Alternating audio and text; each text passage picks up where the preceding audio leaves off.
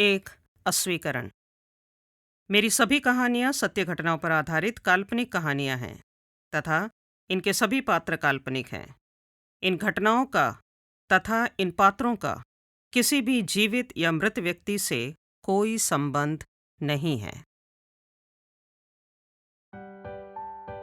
मैं लिज़ी कुमार आज की इस महफिल गुफ्तगू में फिर से आपको रूबरू करवाती हूँ एक नए आत्मबोध से। इतवार की सुबह बहुत ख़ास होती है, बहुत एक्साइटमेंट होता है। सबसे ख़ास बात इतवार की सुबह की यह होती है कि हम अपनी मर्ज़ी से सोकर उठते हैं। वाओ, इससे ज़्यादा खूबसूरत तो और कुछ होता ही नहीं। 11 बज रहे हैं घड़ी में। चलिए कोई बात नहीं, आज नाश्ता नहीं बनाना है। आज मुझे ओम स्वीट्स के छोले भटूरे बहुत याद आ रहे हैं। और आपको बताऊं, वो छोले भटूरों के साथ जो है ना, मूंग दाल का हलवा सर्व करते हैं। वाओ, मुंह में पानी आ जाता है उसका ख्याल से। और संडे तो मेरा चीट डे है। हफ्ते के बाकी दिन अच्छे बच्चे की तरह रिलीजियसली जिम जाता हूँ ऑफिस से आने के बाद और पूरा डाइट स्ट्रिक्टली फॉलो करता हूँ, लेकिन संडे मेरा चीट डे होता है। ओम स्वीट्स के रास्ते में एक चर्च पड़ता है। चर्च के करीब से गुजरते हुए मैंने देखा सब लोग मिस्सा ख़त्म होने के बाद चर्च से निकलकर चले आ रहे हैं। उसी भीड़ में मैंने सोफिया को देखा। सोफिया अपनी बेटी रिनी के साथ थी। दोनों को देखकर लगा कि माँ बेटी में ज़रूर कुछ अनबन चल रही है। और हम तो समीर हैं। छोले भटूरे का ख्याल हमने कुछ देर के लिए पोस्टपोन कर दिया और ये सोचा क्यों ना चलकर सोफिया और रिनी से कुछ बातें करी जाएं। दोस्तों, आज की इस महफिल गुफ्तगू में आपका स्वागत है। मैं सोफिया के बारे में बताऊं। सोफिया एक सॉफ्टवेयर इंजीनियर हैं। उनकी बेटी रिनी 12वीं कक्षा की छात्रा है। बेटी की दुनिया माँ है और माँ की दुनिया बेटी है।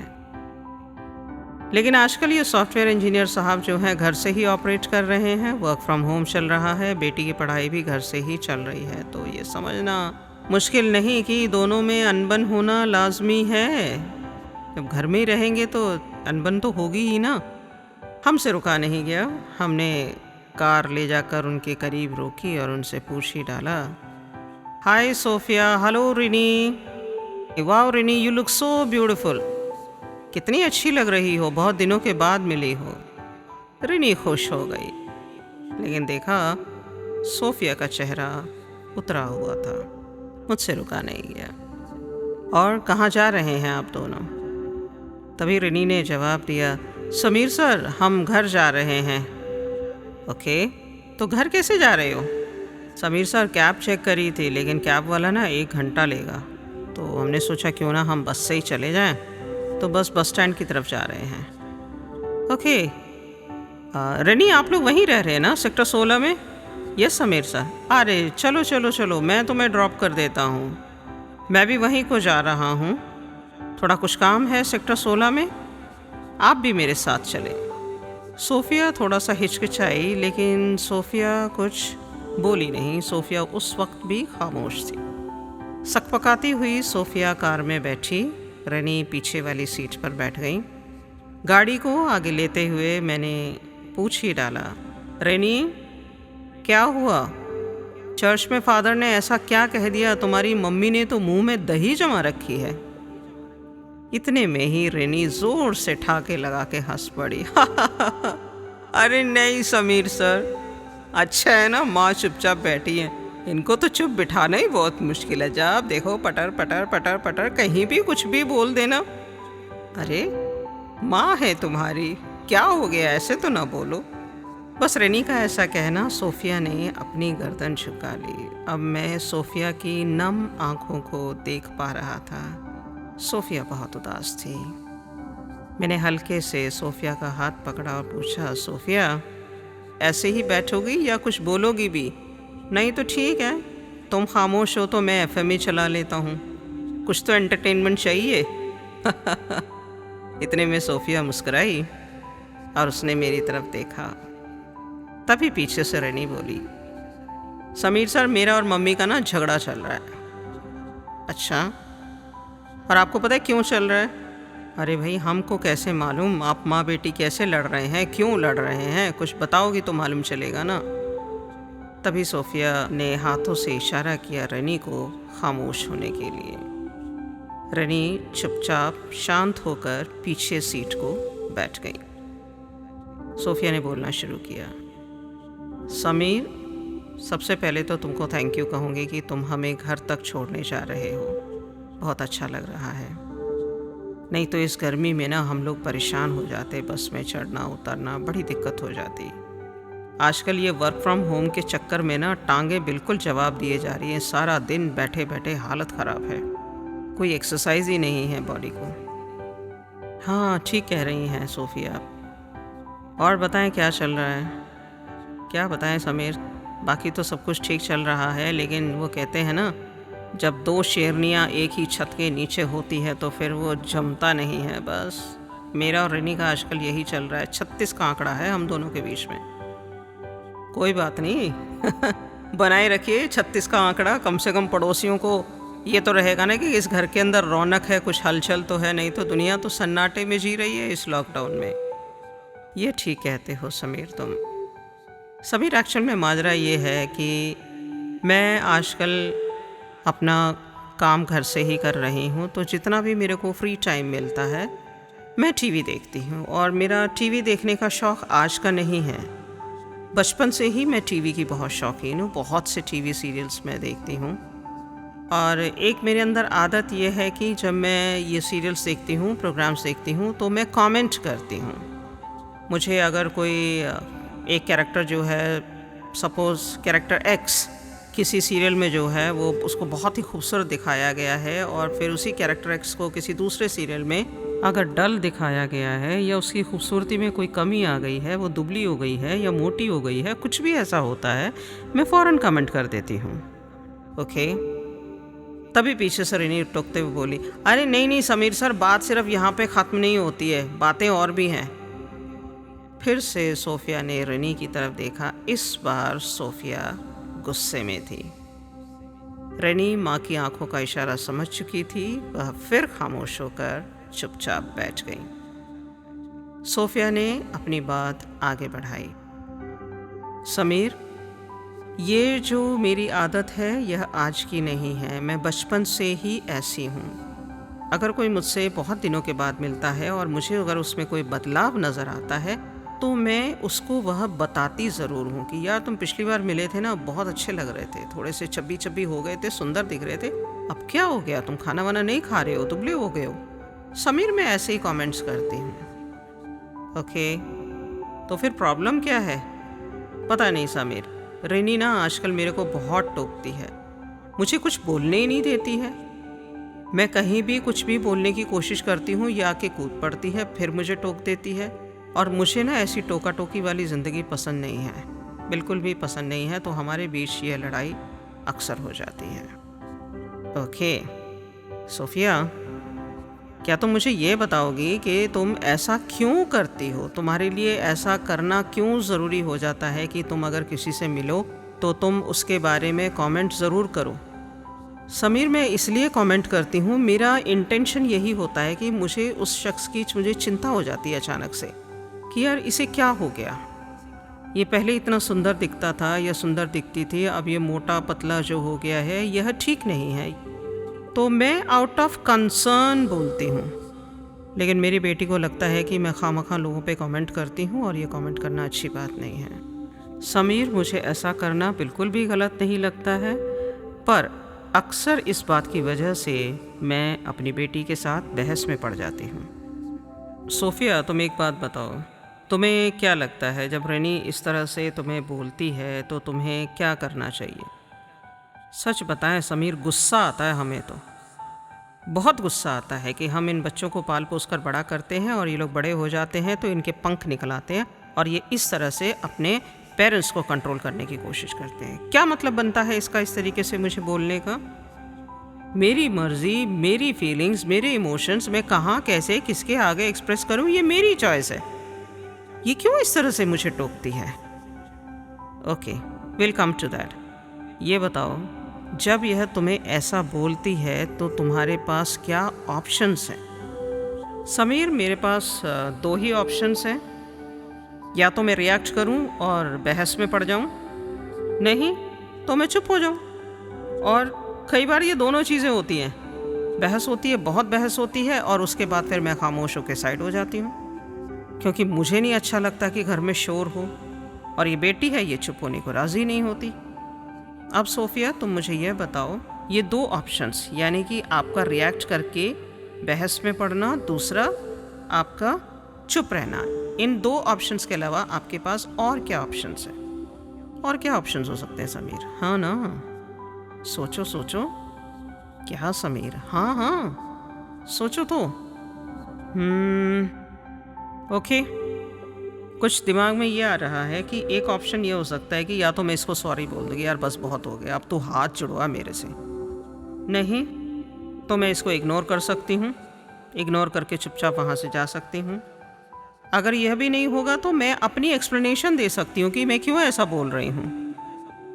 अगर यह भी नहीं चलेगा तो मैं इससे सवाल करना चाहूँगी कि यह मेरे से ऐसा करने को क्यों बोलती है कि मुझे किसी पर भी कोई कमेंट नहीं करना चाहिए। ओके, जितना मैं तुमको समझ पाया हूँ सोफिया, तुम ऐसा इसलिए करती हो क्योंकि तुम्हारी इंटेंशन यही होती है कि तुम उस शख्स के लिए तुम कंसर्न रखती हो, तुम्हें उनकी चिंता होती है, और तुम उस चिंता को जताने के लिए तुम इस बात को बोल पड़ती हो। नाउ सोफिया, एक बात बताओ, आपका अपना आउटकम ये है कि आप बोल जाती हैं, आप कमेंट कर जाती हैं, ठीक है? और उस कमेंट करने के पीछे आपका इंटेंशन सिर्फ यही होता है कि आपको उस शख्स के लिए कंसर्न है। हाँ समीर, ऐसा ही है। ओके, अब मैं आपसे ये कहूँगा कि अगर आप इस बात पर फोकस करें कि आपका जो एनर्जी है उस वक्त जो आप यूज़ कर रहे हैं उस कमेंट को करने के लिए, वो एनर्जी किस तरीके की है।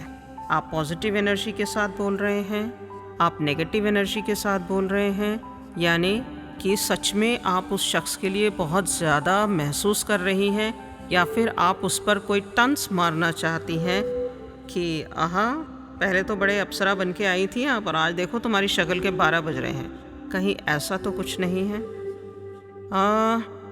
समीर, ऐसा भी होता है।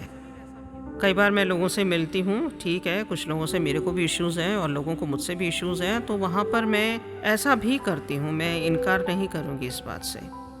ओके सोफिया, तो तुम्हें लगता नहीं है कि अगर तुम एनर्जी को चेंज करो तो डेफिनेटली तुम्हारी स्ट्रैटेजी डिफरेंट हो जाएगी?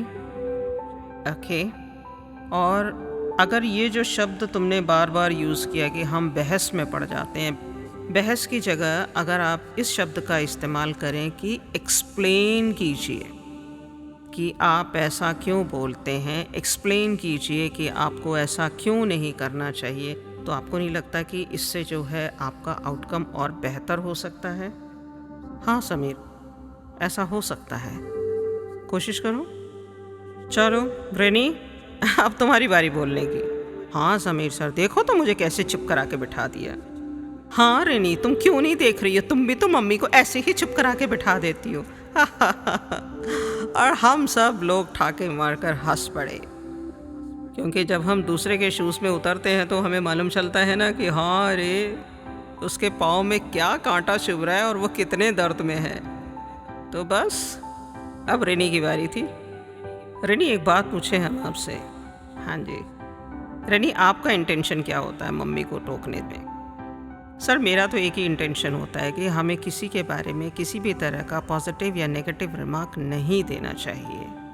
ऐसा कोई ज़रूरी नहीं है कि हम जो कह रहे हैं सामने वाला उस बात को उसी तरीके से समझे। कई बार ऐसा होता है कि हम जिस एनर्जी के साथ बोल रहे हैं वह कई बार हमें गलत तरीके का आउटकम दे जाती है। बस सर, मेरा यही एक इंटेंशन है और कुछ नहीं। क्योंकि सर, मैं एक स्कूल गोइंग गर्ल हूँ, मेरी मम्मी अगर कहीं बैठकर मेरे किसी फ्रेंड पर या किसी के पेरेंट्स पर कुछ बोलती हैं तो फिर वो सर मेरी इमेज को जो है हर्ट करता है, मुझे बुरा लगता है। हम मार्केट में हैं, कुछ सामान खरीद रहे हैं, कुछ कर रहे हैं और फिर मम्मी वहाँ खड़े होकर किसी आंटी को, किसी अंकल को देखकर कुछ बोल जाती हैं तो मुझे बुरा लगता है। ठीक है, मम्मी का इंटेंशन मोस्टली जो है आउट ऑफ कंसर्न होता है, बट स्टिल मुझे लगता है कि हमें हर किसी पर कमेंट नहीं करना चाहिए सर। ओके रेनी। समीर सर, मैं ये नहीं जानती कि मैं ये जो बोल रही हूँ यह सही है या गलत है। यह मेरा अपना ओपिनियन है और मैं ऐसा ही महसूस करती हूँ और शायद इसी वजह से मैं मम्मी को टोकती भी हूँ। ओके, अब जितनी कन्वर्सेशन हम लोगों की यहाँ पर हुई है कार में, देखो मुझे बहुत ज़ोर से भूख लगी है और मुझे छोले भटूरे खाने हैं और आप दोनों को ड्रॉप करने से पहले मेरे को ये कंक्लूजन मिलना चाहिए कि इस समस्या का समाधान क्या है। क्या समाधान है समीर? बैठी हुई हूँ मैं तो इस समस्या को लेकर। वही तो सोफिया, मैं वही तो कह रहा हूँ, क्यों समस्या लेकर बैठी हुई हो? निकलो ना ज़रा समस्या से बाहर, खुद को डिटैच करो समस्या से। Detach yourself from the problem. Okay? If you really want to see the problem, you have to detach yourself from the problem. Look at the problem as a third person. And the moment you look at the problem as the third person, you can see the problem behind the problem. एक root cause analysis करो। अभी रेनी ने बताया ना कि रेनी का intention क्या है। इससे पहले क्या तुम्हें मालूम था सोफिया कि रेनी का इंटेंशन क्या है? नहीं समीर। और रेनी, अब आप मुझे बताओ, क्या आपको इससे पहले मालूम था कि मम्मी का इंटेंशन क्या है? नहीं समीर सर। फिर जब आप दोनों को एक दूसरे की इंटेंशंस का मालूम चल गया है, then it does not remain as a problem any more. You have the solution. Okay, अगर आप कुछ कमेंट्स कम करके, अगर आप अपनी भावनाओं पर कुछ हद तक नियंत्रण करके इन चीज़ों पर भी थोड़ा सा गौर करें कि मेरे कमेंट करने से ऐसा कोई ज़रूरी नहीं है कि हमेशा सामने वाला मेरे कमेंट को उसी मतलब से समझे, समस्या ख़त्म हो जाती है। क्या आपको यहाँ पर रूट कॉज मिला? यस समीर सर, बिल्कुल सर, मेरे को तो समझ में आ गया है। मम्मी का पता नहीं। हे रेनी, क्या ऐसे कैसे बोलती है? माँ है ना? हाँ Sameer sir, she is my best friend. हंसते हुए जो है रेनी ने सोफिया को गले लगा लिया। दोस्तों, यहीं तक थी मेरी गुफ्तगू सोफिया और रेनी के साथ।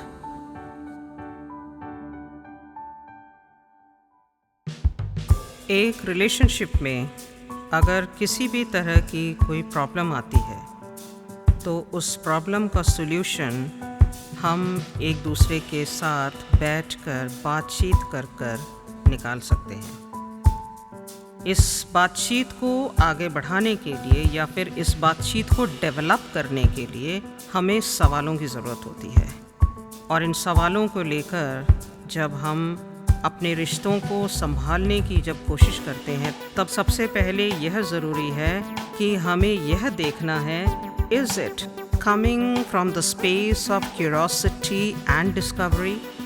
अगर ये curiosity और discovery के space से अगर आप सवाल डेवलप कर रहे हैं then it is fine, fantastic। लेकिन अगर इन सवालों का origin from the space of anger यानी गुस्से से है, नफ़रत से है, तब आपको इस relationship को सुधारने का कोई समाधान नहीं मिलेगा। तो जब हम एक रूट कॉज एनालिसिस करते हैं किसी भी प्रॉब्लम का, सबसे पहले हमें खुद को उस प्रॉब्लम से डिटैच करना होता है। हमें किसी भी तरह के उस वक्त मन में कोई ग्रजेस नहीं रखने होते हैं, मन में किसी भी तरह का कोई जजमेंटल थॉट नहीं रखना होता है। और उसके बाद जब हम approach from the space of curiosity and discovery के साथ पहुंचते हैं तब हम उस समस्या का समाधान निकाल पाते हैं। डिटैच कीजिए, खुद को उस प्रॉब्लम से डिटैच कीजिए और ख़ुद को as a third person establish करके उस प्रॉब्लम को देखिए और उस शख्स को देखिए जिसके साथ आपको वह प्रॉब्लम है। जब आप इस तरह का एनालिसिस करेंगे तब आपको ऊपरी सतह पर प्रॉब्लम दिखेगी। जब आप एनालाइज करना शुरू करेंगे from the space of curiosity and discovery तब आपको डेफिनेटली उसका सोल्यूशन मिल जाता है। एंड दोस्तों, हमेशा से कहता आ रहा हूँ, there is always a problem behind the problem. कई बार यह प्रॉब्लम हमें सिंगल लेवल एनालिसिस में मिलती है, कभी हमें सेकंड लेवल पर जाना पड़ता है, कभी थर्ड लेवल पर जाना पड़ता है। ये प्रॉब्लम्स जितनी पुरानी होती हैं उतना ही डीप रूट कॉज एनालिसिस हमें करना होता है। आज खुद से एक वादा कीजिए कि ज़िंदगी में कभी भी किसी भी रिश्ते में किसी भी तरह की अगर कोई समस्या आती है तो उस पर मैं अचानक से या फिर एकदम से अपनी प्रतिक्रिया यानी अपना रिएक्शन जताए बिना मैं उस पर एज अ थर्ड पर्सन खुद को उससे डिटैच कर मैं उसका रूट कॉज एनालिसिस कर सकता हूँ और उस समस्या का समाधान निकाल सकता हूँ। Unpredicted problems may occur in any relationship. However, problems are just symptoms of deeper issues. Fixing a problem quickly may be a convenient solution. However, it does not protect your relationship from falling into a dearth of mistakes. That is why I request everyone to focus on finding the root cause and tackle the issue properly so that you're able to protect your relationship. मेरी इस कहानी को सुनने के लिए आप सभी को धन्यवाद। नमस्ते।